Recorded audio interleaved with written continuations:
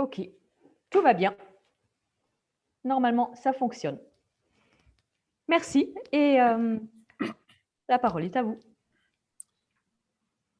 Merci, merci, merci Marianne, merci Anne et merci aux organisateurs, aux organisatrices de cette soirée, de toutes ces animations.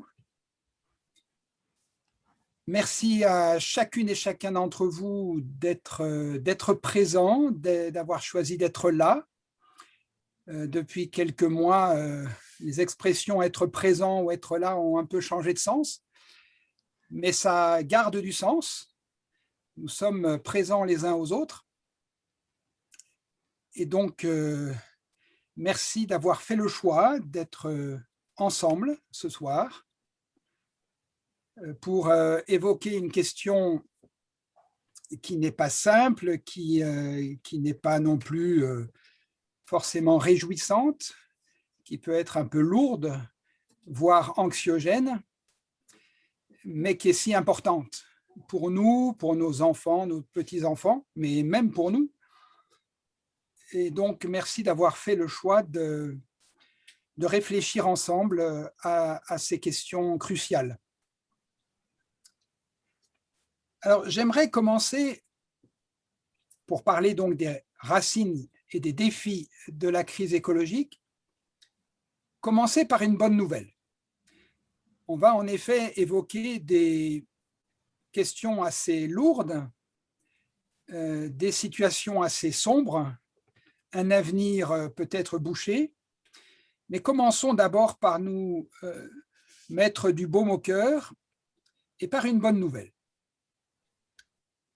Si on regarde le chemin parcouru depuis 20, 30, 40 ans, il est quand même indéniable qu'il y a dans toute la population, et je dirais dans la population mondiale, mais à commencer par nos pays, par nos régions, une prise de conscience. Une prise de conscience des enjeux, des questions, des problématiques qui concernent l'environnement, qui concernent l'avenir de notre planète et de nos enfants et de nos petits-enfants. Et il faut le rappeler parce qu'il y a 30, 40 ans, souvenons-nous, pour ceux qui étaient nés, je pense que nous étions tous nés à cette époque-là, eh bien la prise de conscience était quasiment nulle. Qui est-ce qui triait ses déchets? Qui est-ce qui avait vraiment la conscience de ce que nos comportements quotidiens ont un impact sur l'avenir de la planète? On vient de loin et ça fait pas si longtemps. Par conséquent, cette prise de conscience, il faut la saluer, il faut s'en réjouir, il faut la rappeler. On peut simplement souhaiter que la prise de conscience se poursuive, s'affine, et puis surtout qu'elle croise la courbe des catastrophes. Il y a une sorte de courbe de la prise de conscience qui cherche à rattraper la courbe des catastrophes en espérant qu'un jour elle la croise, et que surtout cette prise de conscience ne reste pas simplement au niveau intellectuel, au niveau de la connaissance, mais qu'elle se traduise en conversion de comportement. C'est ce que nous allons voir ce soir, mais je voudrais citer un philosophe français, Jean-Pierre Dupuy, qui dit quelque chose d'un peu paradoxal et d'un peu troublant, mais néanmoins, à mon sens, très vrai. Il dit ceci au sujet de la crise écologique et de l'avenir de la planète: nous ne croyons pas ce que nous savons. Nous ne croyons pas ce que nous savons. Que veut-il dire par là? Eh bien, c'est que nous savons, nous sommes informés, peut-être surinformés, et qu'il y a donc une prise de conscience, mais qu'on préfère faire comme si c'était pas tout à fait vrai, faire comme si les questions n'étaient pas si graves. Et donc, nous ne croyons pas ce que nous savons. Donc, c'est un philosophe donc, qui va travailler la notion du savoir et la notion du croire, et il montre que, eh bien, au lieu de croire ce que nous savons et d'en tirer des conséquences pour notre vie, eh bien nous savons, mais nous n'y croyons pas, nous restons dans le déni et nous faisons comme si, eh bien, comme s'il n'y avait rien. Loin de moi l'idée d'être catastrophiste et de plomber l'ambiance en début de soirée. Néanmoins, après cette bonne nouvelle de la prise de conscience, je vais maintenant aborder des questions peut-être anxiogènes, en tout cas lourdes, non pas en tant que catastrophiste, mais en tant que réaliste. Je crois que nous sommes appelés à être réalistes et à regarder la réalité en face et donc à croire ce que nous savons et pas seulement à savoir et puis à continuer comme si de rien n'était. Le réalisme me conduit à résumer la situation actuelle par une formule qui vous paraîtra peut-être excessive, mais vous le direz, hein, on aura un temps d'échange tout à l'heure. Vous considérerez peut-être que je suis outrancier et excessif dans mes propos, mais il me semble que le réalisme nous conduit à résumer la situation actuelle par cette formule. Nous sommes au bord du gouffre. Nous sommes au bord du gouffre. Il ne faudrait pas en effet sous-estimer l'ampleur des périls et des défis qui sont devant nous. Et je souhaiterais les évoquer, même si, encore une fois, nous le savons, mais nous le rappeler pour ensuite eh bien, chercher des issues, chercher des voies, chercher des chemins pour conjurer les périls. Nous sommes au bord du gouffre. La métaphore du gouffre est ambivalente, puisque le gouffre, nous pouvons nous y engouffrer. Nous pouvons faire un grand pas en avant lorsque nous sommes au bord du précipice. Mais nous ne sommes pas encore dans le précipice, puisque nous sommes au bord. Si nous sommes au bord du gouffre, il est encore possible d'échapper à la catastrophe. Il est encore possible de faire quelque chose pour que nos enfants et nos petits-enfants puissent vivre dans un monde dans lequel la vie soit possible, tout simplement, ou dans lequel il y ait une certaine qualité de vie.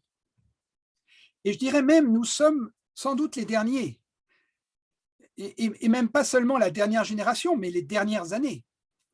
Les années que nous vivons et qui sont devant nous sont sans doute les dernières au cours desquelles nous pouvons encore faire quelque chose pour éviter que la planète devienne proprement invivable. Et donc le réalisme me conduit à l'urgence, au constat de l'urgence des mesures à prendre.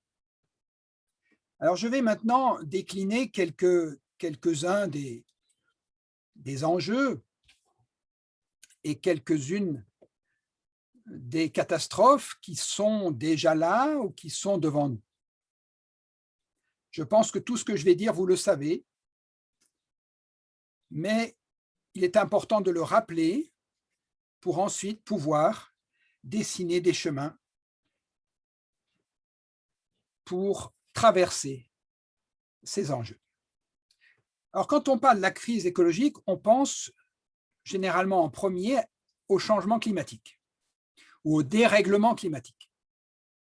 Et on le constate chez nous, en Alsace, on constate la disparition des hivers enneigés. Je me souviens encore, il y a 25 ans, il y avait de vrais hivers. Il y avait de la neige, il y avait du verglas, il y avait des températures négatives et même très négatives pendant plusieurs semaines. On le voit bien, on a eu un peu de neige cet hiver, mais ça n'a pas vraiment duré. On voit bien qu'il y a un changement du point de vue des saisons. Et puis on le voit peut-être encore plus nettement avec ce qui se passe en été, les canicules à répétition. Les canicules de plus en plus fortes et de plus en plus fréquentes. Et si on poursuit les courbes ce que font les scientifiques, ils regardent le passé, ils regardent le présent, et puis ils poursuivent les courbes, et ils regardent ce que cela peut donner pour demain et après-demain s'il n'y a pas de décision, de changements radicaux. Eh bien, probablement qu'il y aura sur la Terre des territoires qui deviendront invivables. En tout cas, à certains moments de l'année, mais donc probablement aussi toute l'année, et même peut-être y compris en France, pas seulement dans d'autres pays, mais même en France. Les spécialistes disent qu'il y aura des territoires qui deviendront, en tout cas en été, absolument invivables. Le changement climatique, c'est aussi la fonte des glaciers. On peut le constater si on va en vacances dans les Alpes, par exemple, si vous allez voir la mer de glace, combien elle a reculé en quelques années. Et cette accélération, cette fonte s'accélère, ce recul s'accélère.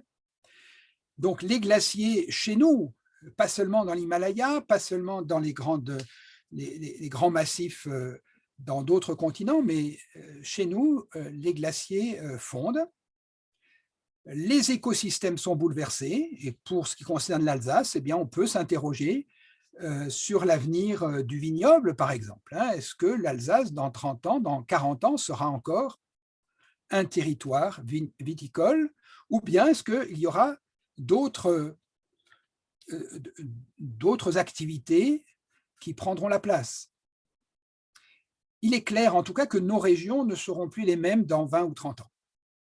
Et que ce que l'on observe, ce que l'on a connu dans notre enfance et que ce que l'on peut voir encore aujourd'hui, eh bien, c'est peut-être une image qui va passer. Si on regarde maintenant au-delà de l'Alsace, au-delà de la France, au-delà de notre pays, si on regarde le changement climatique dans le monde, c'est encore plus inquiétant, puisqu'on sait que la banquise est en train de fondre, elle aussi, et qu'il y aura un moment où elle va rompre. Et cela va entraîner une hausse du niveau des océans absolument considérable. Les conséquences, on les connaît. Les zones de littoral seront immergées dans de nombreux pays, y compris en France, mais aussi dans de nombreux pays où la population est souvent installée sur le littoral. Le littoral sera soit immergé, soit salinisé, c'est-à-dire qu'il ne sera plus cultivable. Les meilleures terres, les terres arables, se trouvent souvent sur le littoral. Eh bien, ces terres-là ne seront plus productives, ne seront plus fertiles. Les îles du Pacifique, par exemple, vont disparaître. Certaines îles vont disparaître. Peut-être même qu'en France, certaines îles basses, comme l'île de Ré, va en tout cas réduire fortement sa surface, peut-être va-t-elle disparaître. Et je vais prendre un exemple pour illustrer la profondeur de cette crise. L'exemple du Bangladesh. Le Bangladesh, c'est un pays de 160 millions d'habitants aujourd'hui, dont les 4/5 vivent sur le littoral, parce que c'est là qu'il y a les meilleures terres.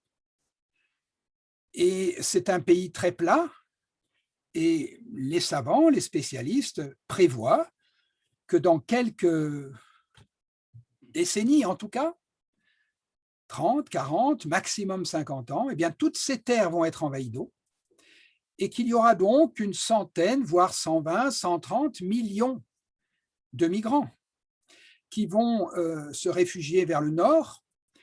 L'Inde est en train de construire un mur déjà pour contenir cette vague migratoire massive. Et ce que l'on appelle aujourd'hui la crise des migrants, c'est de la broutille par rapport à ce qui nous attend. Et probablement que ces vagues migratoires dans les pays où il sera plus possible de vivre, eh bien, vont entraîner des conflits sans précédent, ce qu'on appelle déjà des guerres climatiques.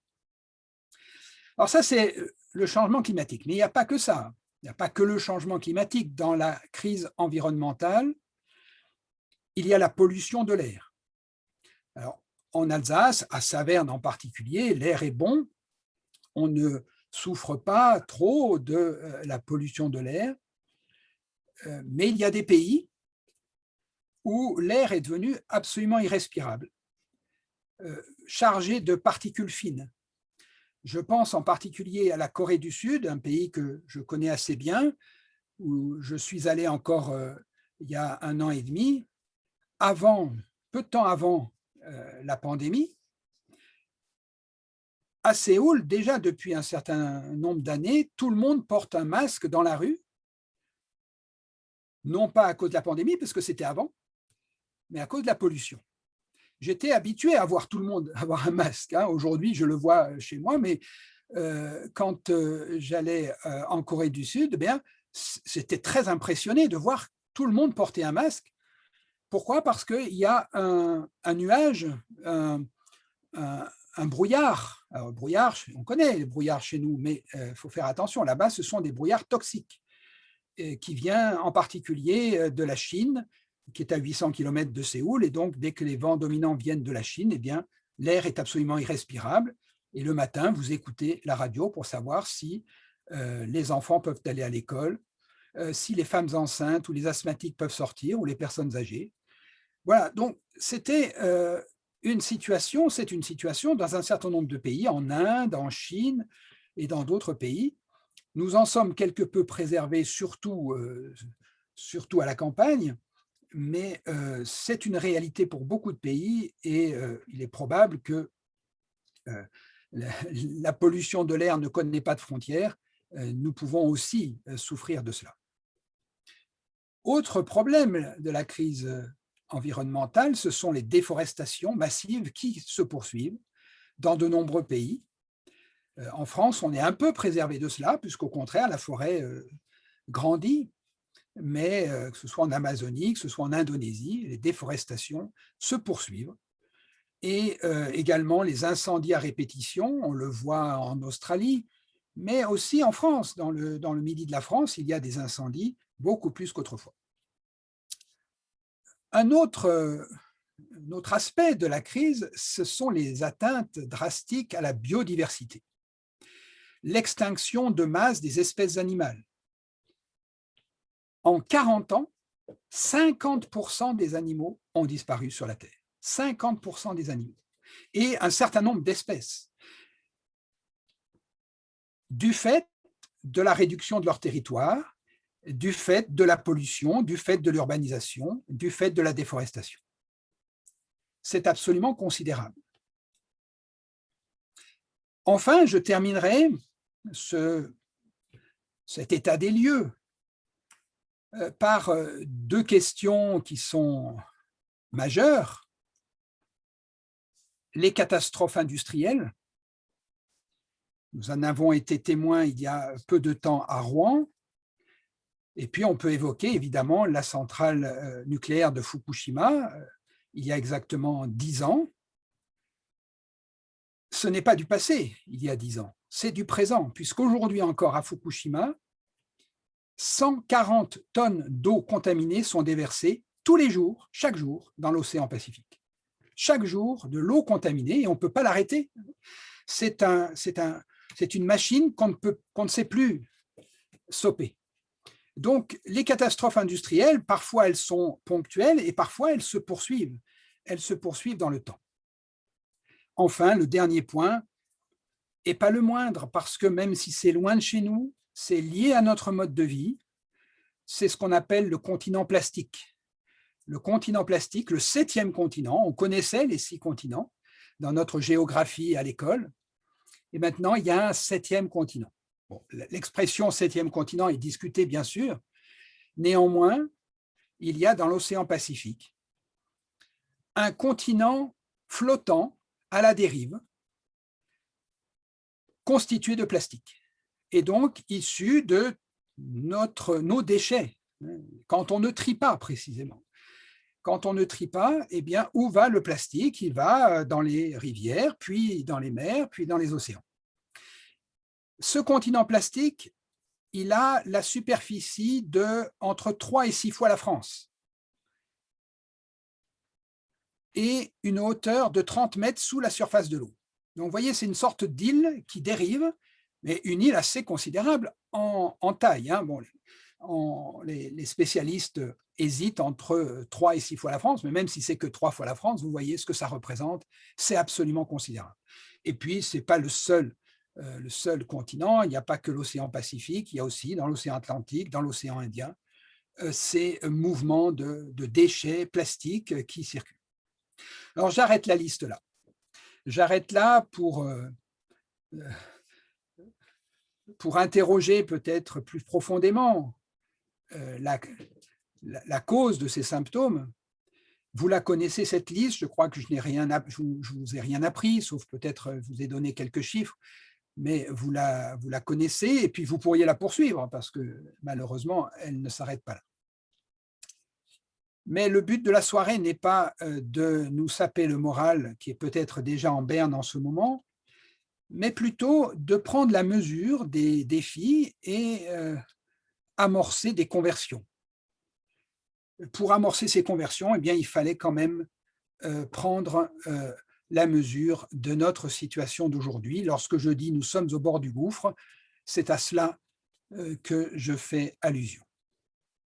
Alors, quelles sont les racines? Quelles sont les racines du mal? Pourquoi avons-nous en très peu de temps, en 2-3 générations,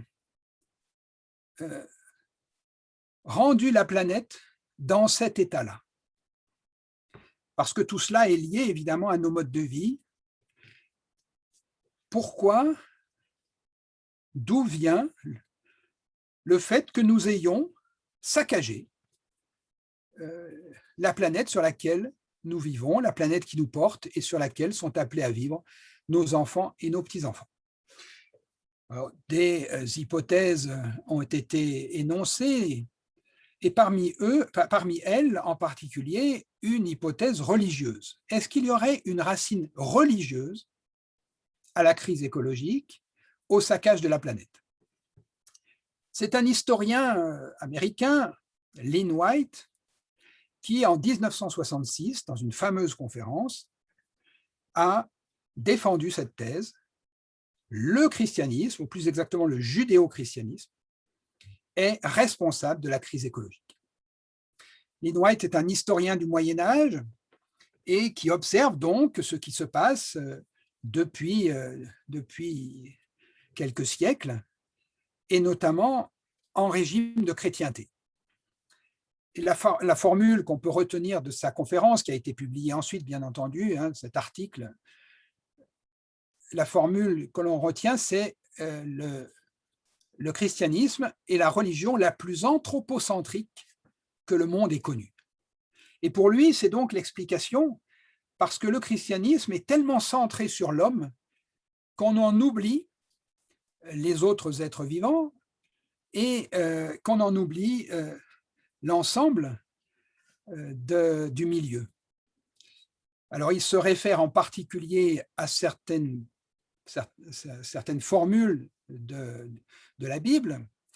Dans le livre de la Genèse, au premier chapitre du livre de la Genèse, l'homme est invité à dominer la terre, à la peupler et l'exploiter. Alors, les traductions, évidemment, sont diverses, mais en tout cas, à la dominer. Et c'est cela qui est à l'origine de sa thèse, qui charge donc le christianisme, ou plus exactement le judéo-christianisme, puisqu'il est question de la Genèse, de la responsabilité de la crise écologique. Alors, cette conférence a fait couler beaucoup d'encre, il y a eu des réponses, des arguments, des contre-arguments. Beaucoup d'écologistes se sont retrouvés dans cette charge contre la tradition judéo-chrétienne, d'autres ne s'y retrouvent pas, et puis évidemment des théologiens ont répondu. Alors, on pourrait dire, on ne va pas refaire le débat ici, mais on pourrait dire quand même 2-3 choses qui me semblent intéressantes à partir de cette accusation d'une racine religieuse à la crise écologique. D'abord, on pourrait dire aujourd'hui, c'était peut-être moins vrai en 66, mais aujourd'hui, quels sont les pays les plus dévastateurs, les plus prédateurs? Ce ne sont pas des pays de tradition judéo-chrétienne. C'est la Chine, c'est l'Inde. Alors, la Russie, évidemment, a une tradition chrétienne, mais lorsqu'elle a le plus saccagé l'environnement, c'était à une époque où elle était dominée par un régime qui était anti-religieux. Donc, on ne peut pas seulement accuser le judéo-christianisme. En même temps, on doit reconnaître que Lynn White n'a pas tout à fait tort, puisqu'il semble bien que ce soit des pays de tradition chrétienne, et en particulier de tradition protestante, qui aient commencé. Ce n'est pas une excuse pour les autres, mais que les autres se sont engouffrés dans une brèche, dans un exemple qui leur a été donné. Ce sont en effet les pays de tradition protestante, les États-Unis, l'Angleterre, l'Allemagne, qui ont été les premiers à promouvoir le productivisme, la production à tout crin. En même temps, les choses ne sont pas si simples, parce que même si ces pays-là sont les premiers à avoir dévasté l'environnement, si on prend l'exemple des États-Unis, la situation est ambivalente. Les États-Unis sont à la fois un pays extrêmement prédateur et très précoce dans cette prédation, et en même temps, c'est le pays où il y a eu les premières sociétés écologistes, sociétés de protection de la nature, sociétés végétariennes et les premiers parcs nationaux. C'est un pays de contraste, les États-Unis. Donc, voilà, pays de tradition protestante très marquée, où on trouve à la fois la dévastation et en même temps la protection. Alors, la réponse à Lynn White que je trouve la plus pertinente, c'est celle d'un théologien français que j'affectionne en particulier, Jacques Ellul, qui répond ceci. Bien sûr, le livre de la Genèse, au premier chapitre, porte cette expression « dominer la terre ». Mais il n'est pas seulement question de dominer la terre. Dans le même chapitre, et je dirais même au verset immédiatement précédent, l'homme est fait à l'image de Dieu. Si l'homme est fait à l'image de Dieu, quelle est sa manière de dominer la terre? C'est la manière de Dieu. Et Dieu, a priori, n'est pas un tyran qui veut saccager, qui veut casser sa propre création. Par conséquent, si l'homme est à l'image de Dieu, il doit dominer la terre comme Dieu domine la terre, avec amour. C'est une autre façon de dominer, un peu comme un berger domine son troupeau. Il y a donc, aux yeux de Jacques Ellul, notamment dans ces textes de la Genèse, dans le premier chapitre et dans le deuxième chapitre, une invitation à la liberté et en même temps une invitation à l'amour et en même temps une invitation à la responsabilité. Au deuxième chapitre de la Genèse, il est question de garder le jardin et pas de le dominer. Et donc, il faut lire ces textes en dialectique, nous dit Jacques Ellul, la liberté, la responsabilité, l'amour. 3 pôles d'une même dialectique. Or, si dans les pays de tradition judéo-chrétienne, on a commencé à saccager la planète, c'est parce qu'on a brisé la dialectique. C'est-à-dire on a retenu le pôle de la liberté, puis on a oublié la responsabilité et l'amour. Et on a extrapolé la liberté de faire tout ce qu'on veut. Jacques Ellul invite donc les chrétiens à renouer la dialectique, à retrouver cette dialectique, liberté, responsabilité, amour. La liberté, c'est important, mais elle doit être régulée par la responsabilité et l'amour. Voilà pour les racines religieuses. Alors, il n'y a pas que les racines religieuses, il n'y a pas que des causes religieuses dans la crise écologique. Il y a tout un système économique qu'on pourrait appeler le productivisme, qui est d'ailleurs commun au capitalisme et au communisme au début du XXe siècle, dans les années 20, les années 30, les années 40, les années 50. Nous avions 2 modèles, le modèle capitaliste et le modèle soviétique, et des 2 côtés, on trouvait le même productivisme, la même course à la production sans du tout prendre en compte les conséquences sur l'environnement. Et donc, c'est le productivisme qui est un système économique qui n'est pas seulement donc lié à une religion, mais qui est un système économique. Et puis, il y a surtout, et là je reviens ou je reste avec Jacques Ellul, il y a une cause technique, pas seulement religieuse, pas seulement économique, mais une cause technique, ce que Jacques Ellul appelle la société technicienne, qui est la nôtre, qui est celle maintenant universelle, qui est celle de toute la planète. Elle est fondée sur une loi qu'on appelle la loi de Gabor. Denis Gabor, c'était un physicien hongrois du XXe siècle, qui avait énoncé cette loi, qui se formule ainsi: tout ce qui peut être techniquement réalisé sera nécessairement réalisé. Tout ce qui peut techniquement être réalisé sera nécessairement réalisé. Et ça, c'est la loi de Gabor que donc Gabor a formulée, et pour Jacques Ellul, c'est la loi qui est au cœur de notre société. Nous faisons tout ce que nous pouvons faire parce qu'on peut le faire. Tant que la technique nous permet de le faire, on le fait, sans se demander si c'est bon, sans se demander si c'est désirable, sans se demander s'il n'y a pas un prix à payer. Et on peut voir ça dans les questions de production, mais aussi dans les questions de bioéthique.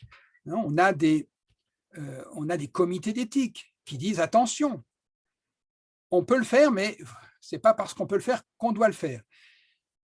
Mais si nous ne le faisons pas, eh bien ça se fera ailleurs, dans d'autres pays. Et donc, les comités d'éthique, ils essayent parfois de freiner, mais ils risquent d'être balayés par ce rouleau compresseur de la technique. Alors, la technique, je crois qu'il faut la regarder telle qu'elle est. Elle est partout aujourd'hui, dans notre société, autour de nous. En ce moment, nous sommes en train d'être ensemble grâce à elle. Je dirais, et là je suis encore avec Jacques Ellul, je dirais la technique, elle est ni bonne, ni mauvaise. La technique n'est pas bonne en soi, la technique n'est pas non plus mauvaise en soi.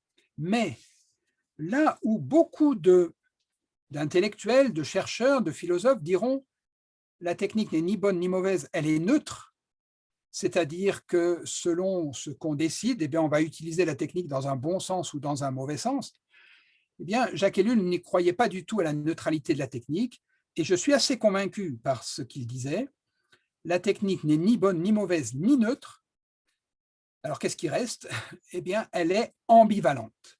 Elle est ambivalente, c'est-à-dire que la technique, elle peut apporter du bienfait à l'homme, et en ce moment, on bénéficie de la technique ce soir même. Elle peut aussi apporter des malheurs, des destructions, mais il semble bien que la technique ne puisse pas amener les uns sans les autres. C'est-à-dire que la technique ne peut pas apporter que des bienfaits sans apporter en même temps des destructions pour la qualité de la vie et même pour la vie de l'homme. Alors, je vais prendre un certain nombre d'exemples pour défendre cette idée que la technique est ambivalente et non pas neutre, et que par conséquent, la crise écologique, eh bien, elle est liée à cette ambivalence, parce que la technique, quand on prend les aspects positifs, on doit aussi assumer des aspects destructeurs. Je vais prendre quelques exemples. L'énergie nucléaire, je l'ai déjà cité tout à l'heure, c'est formidable. C'est aussi grâce à elle qu'on est ce soir en communication les uns avec les autres, puisque l'électricité qui nous est fournie par les centrales nucléaires nous permet d'avoir de la lumière, d'avoir de l'énergie. Mais on sait bien que cette technique-là, elle est ambivalente. On ne peut pas avoir seulement l'électricité, on ne peut pas avoir seulement l'énergie sans avoir, par ailleurs, les risques d'accidents, on a évoqué Fukushima, les risques d'attentats, et donc la surveillance de ces sites qui sont très dangereux parce qu'ils sont visés par les terroristes, et puis les déchets nucléaires dont on ne sait que faire et qu'on enfouit en attendant de trouver une solution parce qu'on ne sait qu'en faire. Donc on voit bien avec le nucléaire que c'est très ambivalent. il y a des bienfaits et il y a de la destruction. Mais prenons d'autres exemples. Internet, c'est formidable. Internet, c'est formidable, ça nous permet de trouver des quantités d'informations très rapidement, avec une mémoire que aucun être humain ne pourrait imaginer avoir. Ça permet d'être en relation avec le monde entier, mais on ne peut pas avoir tous ces bienfaits sans avoir le revers d'Internet, c'est-à-dire les addictions, et c'est-à-dire les pollutions. Internet, les écrans, eh bien, un jour, ils vont se trouver dans des plages. Alors, ce n'est pas chez nous, bien sûr, hein, c'est pour ça qu'on ne le voit pas. Quand les écrans sont obsolètes, on les envoie en Inde, on les envoie dans les pays du Sud, et donc nous polluons avec ces écrans. Donc, on ne peut pas avoir les écrans sans la pollution. On ne voit pas comment on pourrait faire pour avoir les uns sans les autres. Et puis, les addictions, elles sont absolument terribles. On va dire que ce n'est pas les mêmes personnes qui utilisent Internet et celles qui sont addictes. Il faudrait encore voir, est-ce que nous ne sommes pas tous un peu addicts? Donc, cet exemple montre aussi quelque chose de formidable qui ne peut pas ne pas être aussi destructeur. Les smartphones, c'est formidable aussi, ça a sauvé des vies. Mais les smartphones ont aussi tué des piétons, des automobilistes qui conduisaient avec un smartphone. On met toujours en avant l'avantage du smartphone qui a sauvé des vies, et c'est incontestable. En même temps, il a aussi causé des malheurs. Encore deux exemples. Face aux canicules, on utilise des climatiseurs. Enfin, on peut respirer quand on a un climatiseur. Mais on sait que le climatiseur, il renforce le réchauffement. Alors, pas au même endroit, il renforce à l'extérieur, alors qu'à l'intérieur, on a frais. Donc, on voit bien que la même technique, elle est ambivalente parce qu'on ne peut pas avoir un climatiseur qui ne renforce pas le réchauffement. Et puis, je vais prendre un dernier exemple. Alors, on n'est plus ici dans la crise écologique, mais c'est pour vous montrer, de manière peut-être un peu provocatrice, ce que Jacques Ellul nous dit de l'ambivalence de la technique. Il prend l'exemple des progrès médicaux. Alors, on ne va pas être contre les progrès médicaux, évidemment, surtout en ce moment. On espère pouvoir vaincre ces maladies. Et donc, c'est formidable, les progrès médicaux qui ont été réalisés depuis 40, 50 ans. C'est inouï. J'ai une amie qui est médecin qui m'a dit que qui va prendre sa retraite maintenant, et quand elle était étudiante, ce n'était absolument pas le même métier que celui qu'elle pratique maintenant. Ça a complètement changé. Donc, voilà, c'est formidable ce qu'on a réalisé.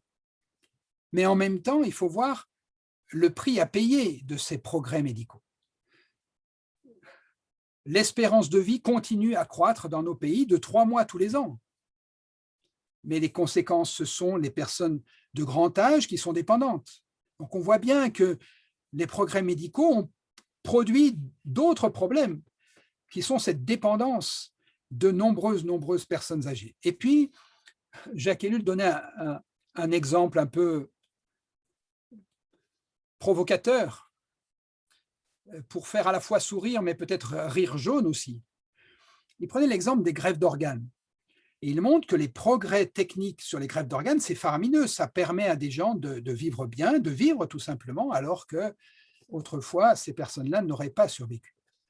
Mais il a examiné la situation quand on a mis au point ces greffes d'organes, dans les années 70-80, pour prélever des organes et permettre donc à la science de progresser. Eh bien, il fallait prélever des organes sur des corps jeunes, sains, en bonne santé. Par conséquent, on ne va pas prélever des organes sur des corps malades et âgés. Par conséquent, on les prélevait sur des corps de jeunes gens et de jeunes filles accidentés de la route. C'est-à-dire que c'était parce qu'il y avait des accidents de la route. Et vous vous en souvenez sans doute, les années 70-80, c'était une hécatombe sur les routes, des jeunes qui sortaient de boîtes de nuit, qui avaient un peu bu, ou plus qu'un peu, et qui se tuaient sur la route. Eh bien, c'est à ce moment-là qu'on a fait des progrès faramineux dans les greffes d'organes. C'est-à-dire, Jacques Ellul le dit de manière sarcastique, il faudrait plus d'accidents de la route pour pouvoir faire plus de greffes d'organes. Et maintenant que la prévention routière a fait des grands progrès, eh bien, on est en manque d'organes. Donc, on voit bien qu'il y a des progrès indéniables, et en même temps, on ne peut pas faire comme s'il n'y avait pas un coût, un prix sociétal à payer. Pour terminer sur la technique,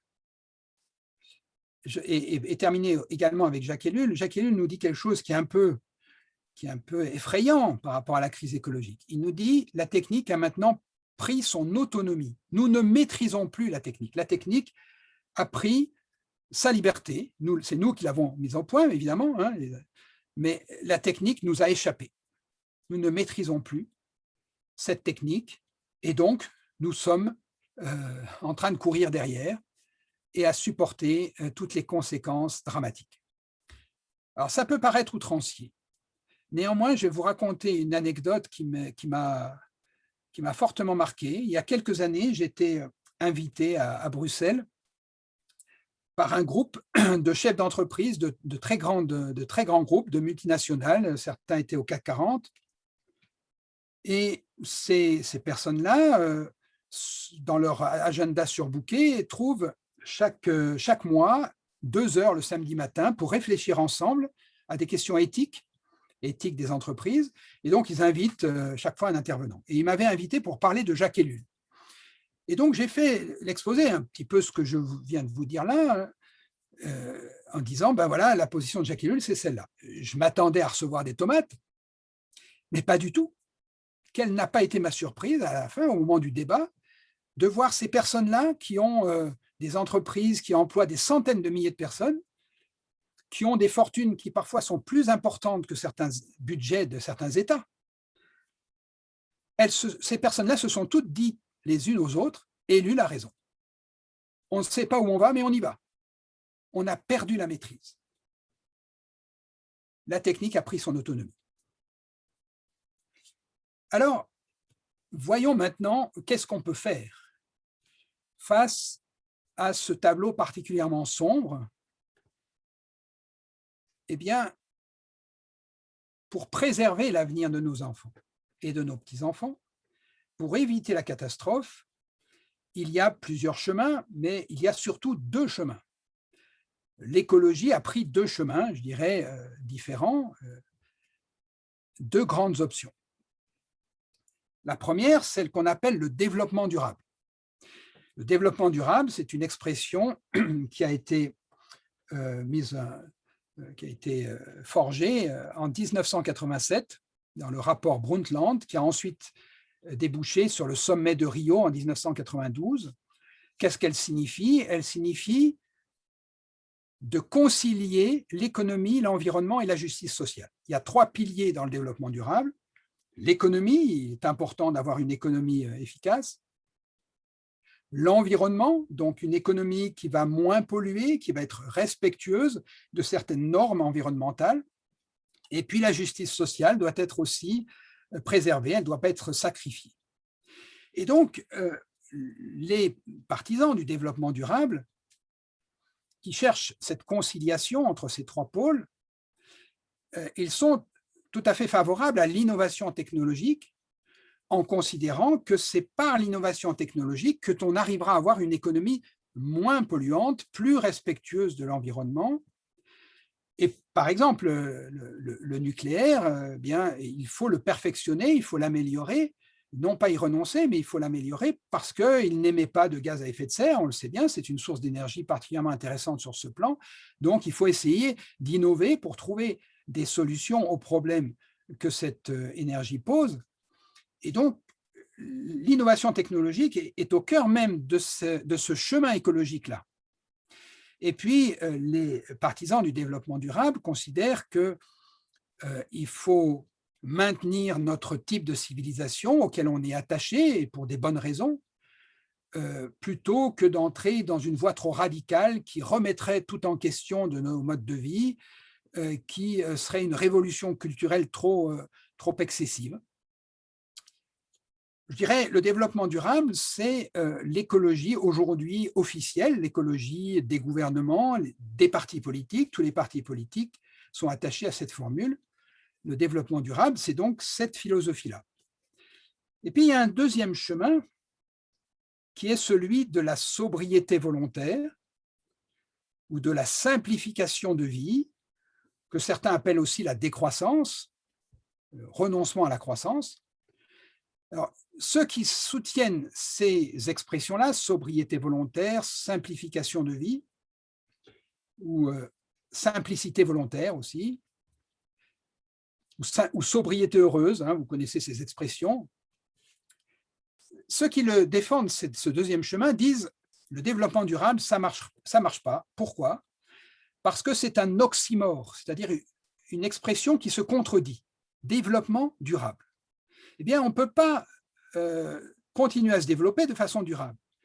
En effet, vous connaissez l'expression, hein, il n'y a pas de développement infini dans un monde fini. Nous vivons dans un monde fini, il faut en tenir compte. Le développement ne peut pas être infini dans un monde qui a des limites, dans un monde qui est limité pour ses ressources, qui est limité pour ses capacités d'absorption des déchets. À moins d'aller sur Mars, bon, il y a un robot qui vient d'y aller, mais on n'est pas encore prêt d'y mettre des hommes. Donc, sur notre Terre, il n'est pas possible de concevoir un développement infini. Et le développement durable, il sera peut-être plus respectueux de l'environnement que le développement non durable, mais il ne pourra pas être durable très longtemps. Les partisans de la sobriété volontaire, la sobriété heureuse, disent aussi que les autres, partisans du développement durable, sous-estiment la gravité de la situation, alors qu'il faut prendre la mesure des enjeux et de l'urgence. Ils sont beaucoup plus critiques à l'égard de l'innovation technologique parce qu'ils considèrent qu'il ne faut pas confier la solution des problèmes à ceux qui ont provoqué le problème. Si le développement technologique a eu des conséquences dramatiques, ce n'est pas à lui qu'il faut demander de résoudre les problèmes qu'il a lui-même causés. D'autant qu'en apportant des solutions, il va sans doute apporter encore des problèmes. Donc, ce qu'il propose, c'est plutôt de changer de société, et donc c'est beaucoup plus radical, hein, une vraie révolution culturelle, de changer de société pour une société sans croissance, une société où la croissance économique et technologique ne soit pas le credo, une société où on puisse vivre beaucoup plus lentement, dans la proximité, dans la localisation, la relocalisation des activités. Et ils disent également qu'il vaut mieux amorcer cette désescalade en douceur plutôt que de subir la catastrophe. Pour les partisans de la sobriété volontaire, eh bien, si on n'adopte pas cette voie, l'absence de croissance viendra de toute façon, mais elle viendra en catastrophe. Donc, il vaut mieux la préparer et imaginer une société dans laquelle la croissance ne soit pas l'objectif, mais donc une société sans croissance. Un autre modèle de société. Précisons tout de suite qu'il ne faut pas confondre donc la décroissance avec la récession. La récession, c'est ce que nous vivons actuellement, c'est-à-dire la récession, c'est l'absence de croissance dans une société de croissance, alors que les objecteurs de croissance disent on ne veut pas la récession, on veut l'absence de croissance dans une société qui est entièrement tournée vers l'absence de croissance, donc où il y ait une harmonie à partir du moment où on n'a pas fait de la croissance l'objectif de la société. Alors, personnellement, je vais m'exposer un petit peu, personnellement, je suis plutôt convaincu par cette deuxième voie, la voie de la sobriété volontaire, même si j'entends les arguments du développement durable et je suis en dialogue, je suis en dialogue avec des personnes qui défendent plutôt la première voie, celle du développement durable. J'entends leurs arguments et j'essaye de dialoguer de façon constructive avec eux. Je crois qu'on n'a pas besoin d'exclusive, hein. On a besoin de tout le monde, et même si on n'est pas d'accord. Mais voilà, pour ma part, je m'inscris plutôt dans cette deuxième voie, et donc je vais terminer en dessinant quelques perspectives qui me semblent pouvoir éviter la catastrophe,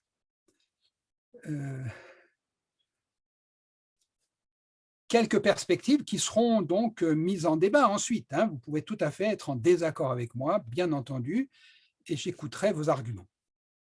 Il me semble que si on veut éviter la catastrophe, il faut s'inscrire à 3 niveaux, le niveau personnel, le niveau collectif et le niveau politique.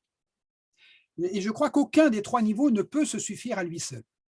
Au niveau personnel, au niveau individuel, c'est une question de conversion du regard, de conversion des comportements, de conversion de ce que l'économiste Serge Latouche appelle la décolonisation de l'imaginaire. Décoloniser l'imaginaire, ça veut dire se réapproprier son imagination plutôt que de la laisser contaminée par l'objectif absolu de la croissance. Et puis, le niveau personnel, c'est aussi la confiance dans le fait que les gouttes d'eau font des rivières, qui font des fleuves, qui font des mers. On peut dire, bien sûr, personnellement, tout seul, je ne peux rien faire, mais si chacun fait quelque chose, eh bien, les gouttes d'eau, on l'a vu dans l'histoire, il y a des petits mouvements de l'histoire qui ont commencé par des personnes, et ensuite par la contagion positive de l'exemple, qui ont produit des grands mouvements.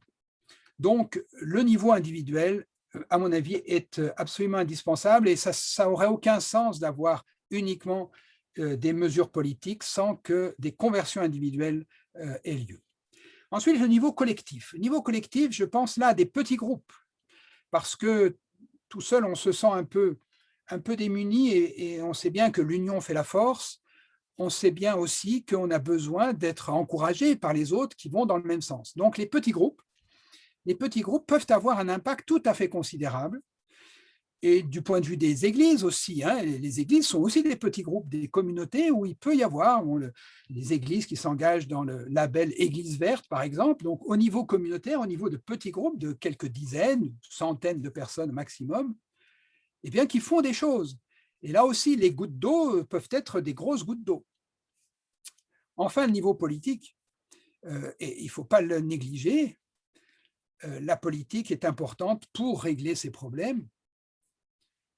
Mais la politique, ce n'est pas seulement le vote. On vote tous les ans ou tous les 2 ans, mais la démocratie ne se réduit pas au vote. Il y a une politique du quotidien, d'autant que la politique au niveau national, elle est toujours prise par des pièges de court terme, d'élection, de réélection. Il faut donc voir au-delà du national, il faut voir au niveau international. La pollution ne connaît pas de frontières, comme je le disais déjà tout à l'heure. Donc, il me semble que des mesures politiques doivent être aussi prises par plusieurs États, par des fédérations d'États. Alors, je terminerai maintenant par ce que j'appelle l'écologie du quotidien. Qu'est-ce qu'on peut faire soi-même et avec les autres dans des petits groupes pour travailler à ce que notre planète soit vivable pour nos enfants et nos petits-enfants. C'est une question de mode de vie. Et donc, c'est une question qui concerne tous les aspects de notre mode de vie. La consommation, qu'est-ce que nous consommons? On peut toujours se poser la question, où est-ce que je vais faire mes achats? Qu'est-ce que j'achète? D'où vient ce que j'achète? Et dans quelles conditions est-ce que c'est produit? Et quel est donc le prix environnemental de cette production? Dans la consommation, il y a pas seulement, mais il y a aussi la consommation alimentaire. Qu'est-ce que je mets dans mon assiette? Je le disais, on vote 1 fois par an ou tous les 2 ans, on mange 2 ou 3 fois par jour. Par conséquent, l'écologie, c'est une question vraiment du quotidien. Qu'est-ce que je mets dans mon assiette? Il me semble que c'est essentiel de se poser la question, et si chacun se la pose, cela aura des conséquences. L'énergie, quelle est l'énergie que j'ai choisie? Quelle est l'énergie que je subis? Quelle est l'énergie que je peux changer? Le chauffage, l'éclairage, la propulsion des véhicules. Le transport, quels sont mes moyens de transport? Est-ce que je peux les changer? Est-ce que je peux travailler plus proche de mon domicile? Est-ce que c'est possible ou pas? Je ne dis pas que c'est possible et facile pour tout le monde, mais au moins se poser la question. Est-ce que je continue à prendre l'avion si je le prenais? Vous savez qu'il y a des gens qui ont décidé de ne plus prendre l'avion parce que c'est un des modes de déplacement les plus polluants. Quelle décision je prends? Alors, la question des déchets, et nous sommes là donc au cœur de notre sujet, le salon du tri, du recyclage. Et donc, la question des déchets, qu'est-ce que je fais de mes déchets? C'est une question qui a, comme je disais tout à l'heure, bien avancé, mais il y a encore bien à faire, hein. Est-ce qu'il n'y a pas encore à réfléchir sur mieux trier, mieux recycler, permettre cette économie circulaire davantage? Et puis, les loisirs. Quels sont mes loisirs? Il y a des loisirs qui sont plus polluants que d'autres, plus prédateurs que d'autres, et puis il y a des loisirs beaucoup plus sages, beaucoup plus sobres.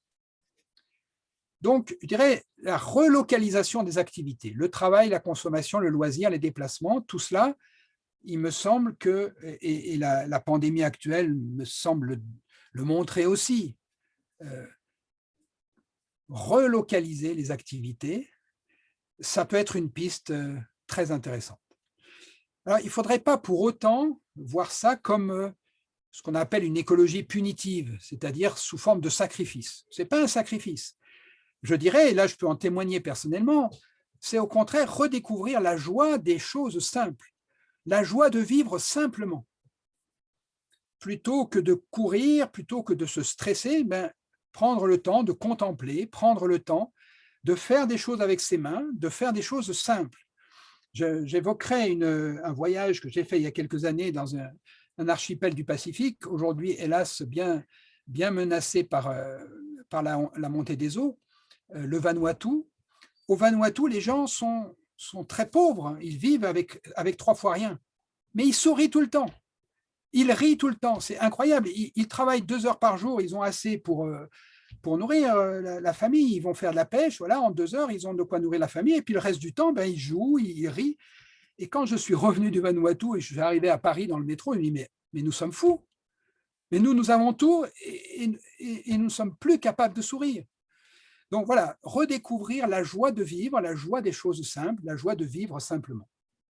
Et je dirais, c'est aussi, plutôt que faire des choses, c'est plus être, c'est plus du point de vue de l'être que du point de vue du faire, ou plutôt être avant de faire, être des êtres humains, être des humains, plutôt que des machines à produire et à consommer. Alors je termine en vous posant la question, puisqu'on va avoir un débat maintenant, est-ce que vous êtes les uns et les autres optimistes ou pessimistes quand vous regardez l'avenir de nos familles, de nos enfants, de nos petits-enfants, de la planète, de notre pays? Je dirais pour ma part, je suis pessimiste, mais un pessimiste rempli d'espérance. Et j'aimerais terminer avec l'espérance. Parce que l'espérance, ce n'est pas l'espoir. L'espoir, c'est un peu une naïveté de croire que tout va s'améliorer, tout va aller mieux, notamment avec les innovations technologiques, tout ira mieux. Donc, on trouvera bien des solutions. Ça, je crois que c'est un peu naïf. Ça, c'est l'espoir. C'est donc plutôt l'optimisme. L'espérance est tout à fait compatible avec le pessimisme. C'est-à-dire regarder l'avenir de manière plutôt sombre, mais avec l'espérance, parce que je suis chrétien, donc j'ai cette espérance en tant que chrétien, et puis aussi parce que j'ai la foi dans l'homme, et donc je garde la confiance dans mes frères et sœurs humains, chrétiens et non chrétiens.